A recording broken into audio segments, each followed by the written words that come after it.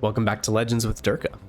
Today, the Yorck Revisited. This tech tree tier 6 Kriegsmarine cruiser is becoming one of my favorites at the tier, and is better than she gets credit for, especially after a little love from the Wargaming buff department. In addition, in this game we had a bit of a Heckler that I would like to address, followed by a challenge to you and to me. Without wasting any more time, let's get to it.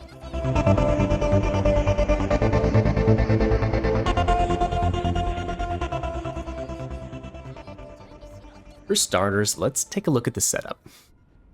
We are actually using main battery mod rather than aiming systems in slot 1, and this is going to help those big 210mm turrets traverse, so that way the guns can keep up with the double rudder that we've spec'd into the next 2 slots. Now the commanders, they're kind of messy. There are a lot of options for German cruisers. 5 competitive German cruiser commanders that I have, not counting the generalist guy, so I'm sure a lot of you can relate. Let me lay out a couple quick options. If you're playing free commanders, you have Muller, who will be more focused on damage, while Luchens will be more focused on agility. I found going too far to either side doesn't quite work. Too much agility and you don't have the gun range or the damage output, and then too much DPM focus and you can't really move around the map freely, and you're kind of a sitting duck in a way. So I like to take a middle of the path approach.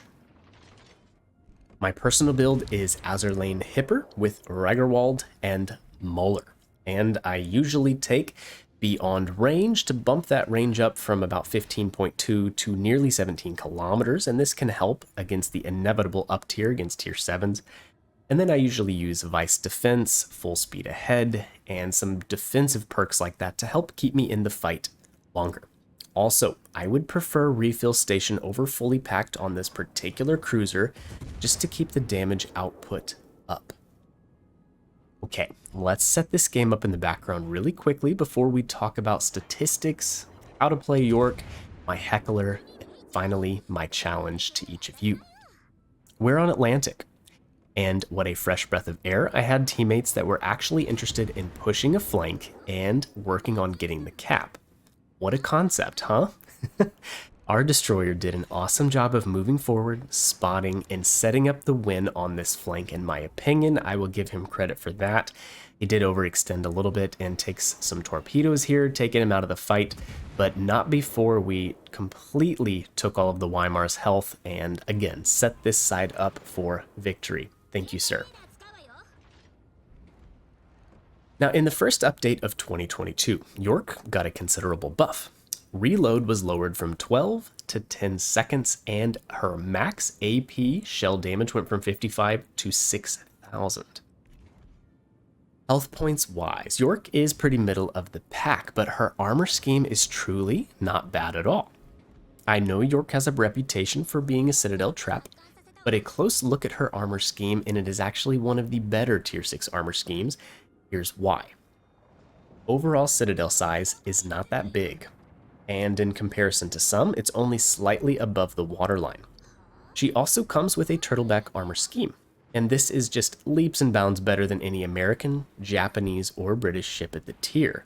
If you're interested, go check out some of the armor schemes. Algerie has that spaced French armor that's great, the Zara has a 150mm belt, and the Talon has a pretty good armor scheme as well as her own turtleback scheme.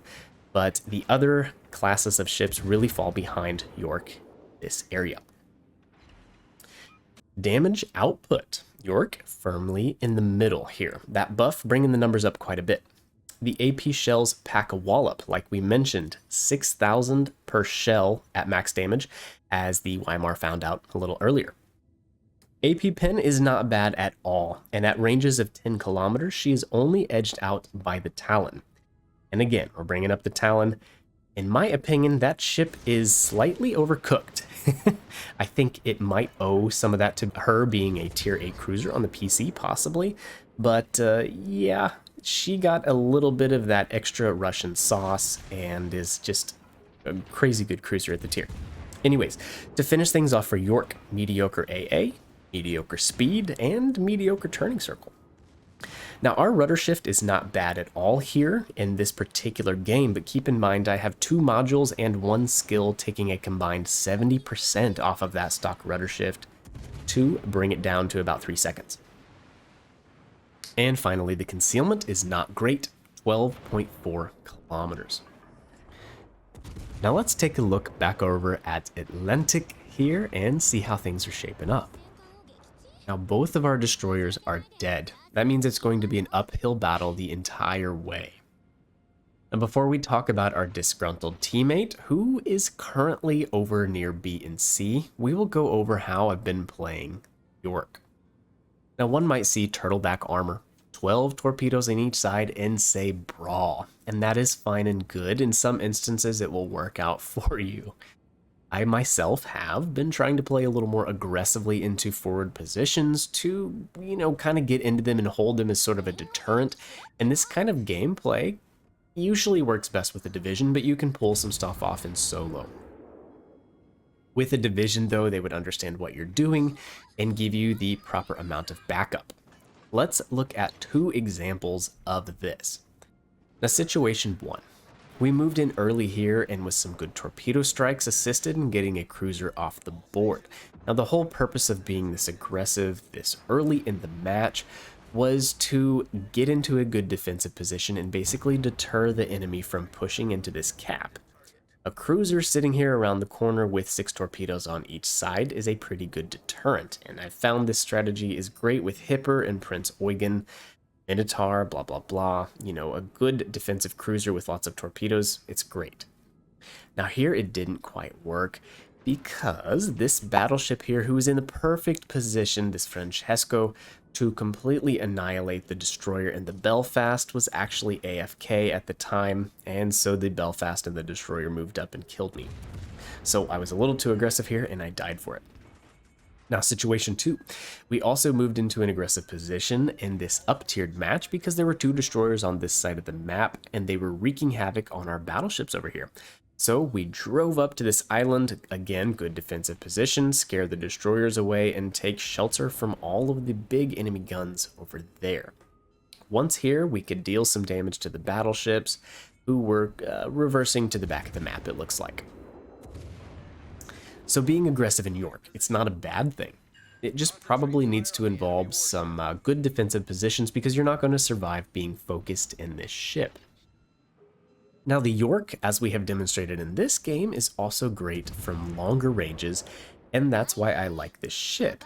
It has utility to do both. You have good mobility if you want to play out in the open water. You can defend a position well, kind of like we just showed with all of your torps. And you can even pull off some great rushes with your heavy armament. Yorck is a lot of fun right now. Some other key parts about her gameplay. One is switching ammunition types often. The AP shells, we covered it. They're fantastic, they have good pin, good damage, and they smack broadsides. But the HE should be brought in if you start noticing a lot of bounces and shatters. So always keep an eye on those on the right side of your screen over there and keep switching shell types. Keep in mind, she has German quarter pin, so these big 210mm HE shells won't be shattering very often. Fire chance is subpar on this build, so don't expect a lot of fires and fire spamming. Now she also has great German hydroacoustic search, reaches out to 5.4 kilometers, and that can make hunting pesky destroyers not a bad proposition at all. Usually it's something that heavy cruisers struggle with. You don't have radar or rapid fire 152mm guns, but as heavy cruisers go, she is pretty good at killing these destroyers. The reload is around 10 seconds. Now, that doesn't seem very fast, but let's compare to some other heavy cruisers at the tier. Algerie, 12 seconds. Talon, New Orleans, 13 seconds. Miyoko and Zara, high 13s. And Gorizia and the Indianapolis are above 14 seconds. So I said all of that to make a point. A lot of heavy cruisers don't feel like it's their job to hunt destroyers or, participate in that type of gameplay. You really have no excuse in Yorck. You can do it pretty adequately. And right now at this point in the game, that is exactly what I'm doing. Trying to do, let me say. The Akatsuki's dead. That just leaves the Jervis over here, the little British destroyer. and I thought that he might still be sitting in the smoke screen, so we were going to try to sneak up and catch him with the old 1-2 sonar combo. So, it was about this time I noticed a teammate started to talk through game chat. Usually I leave game chat on so that I can hear my teammates if they want to communicate, although I would say 70% of the time it's not fruitful and I end up muting them, but I do try to leave it on just in case. Also recently I changed some audio settings because I was working towards some Division gameplay with live comms, and because of that this video picked up the player on our team who was upset with the way that the game was turning out, and whose name will be kept confidential, of course. Now, this teammate met an untimely death in his battleship on the far side of the map. I never even laid eyes on his ship the entire game. This guy was upset because of the cruisers on his team. They were, and I quote, playing from the back of the map behind rocks. He claimed that these cruisers were hiding and that you cannot win a game that way.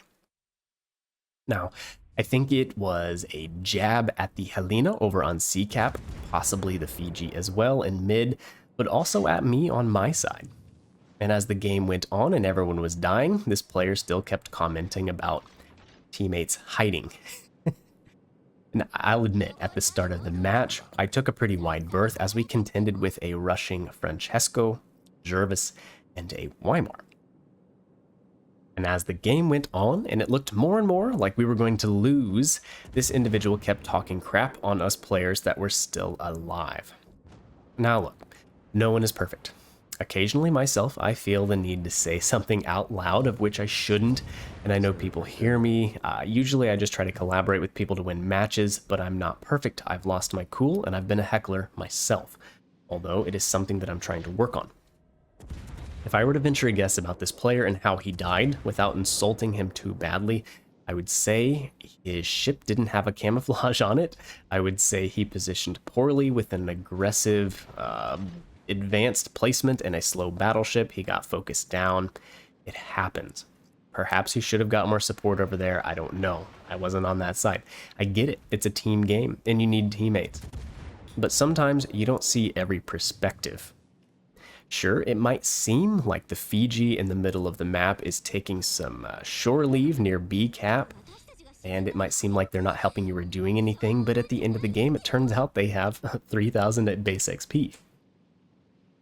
From the Heckler's perspective, all he saw was himself getting wrecked, his ship sinking, and he was feeling like he was alone over there against the entirety of Red Team. Now, when it came down to just being me versus 3 ships, I went over to the board and I muted him because I needed to focus. And I don't need someone griping or chirping in my ear as I try to solo carry them to a victory. Now, my challenge to you guys and to myself, you never know who is listening. I would challenge you guys, if you do not have anything nice to say, don't say anything at all.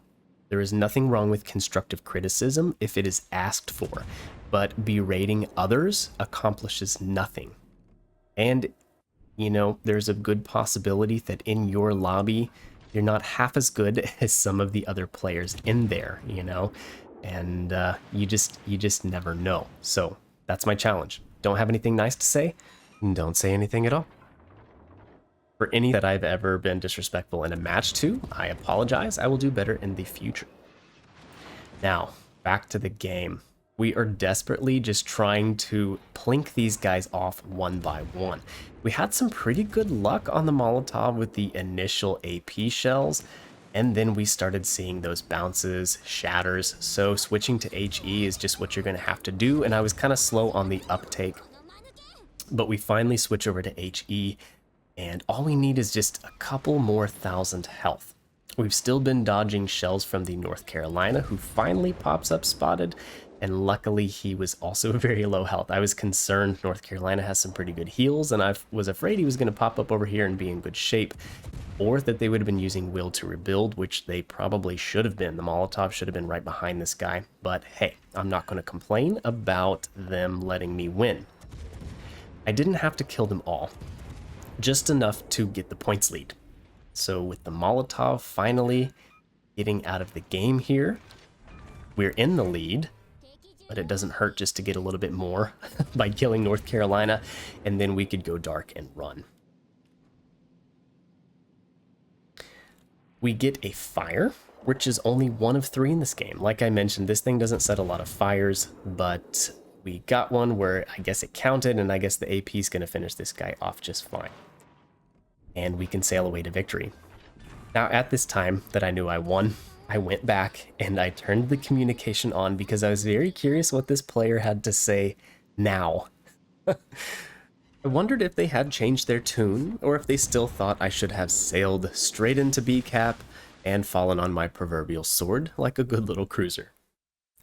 The only thing I said when I turned my mic on was easy win. Let's listen in. Also, we have altered this player's voice to, again, hide their identity. 30 seconds, I don't know. Oh yeah, I guess you own it on points. Yeah. Incredible. Incredible, I'm glad I didn't cut out. I find it so frustrating, all the team hiding behind rocks from the back of the map, but you can pull it out, it's worth it. To which my response was that this game requires patience. Speaking of this game, this one turned out to be a good one with over 3,200 base XP, not a ton of damage, 90,000 or so. Shout out to the other guys on my team, including the Fiji, who had an awesome game. If you guys could do me a huge solid, smash that thumbs up button and be sure to subscribe with notifications on to not miss any future content. Catch you guys in the next one. See ya.